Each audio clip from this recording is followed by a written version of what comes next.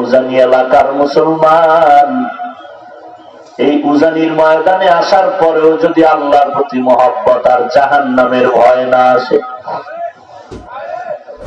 উজানির কারি সাহেব রাহমাতুল্লাহ আলাইহি চরমনের জমিনে একবার গেলেন। সৈয়দ ইসহাক রাহমাতুল্লাহ আলাইহি তাকে খানা দিলেন, খানা খাইলেন।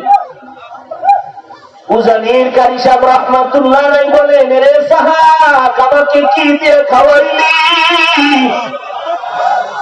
ইসহাক বলতেছেন, সাহেব, কোরমা বিরিয়ানি, গোশত পোলাও। কারি সাহেব বলে, ইন্না লিল্লাহি, এত ভালো খানা কেন তুই খাওয়াইলি?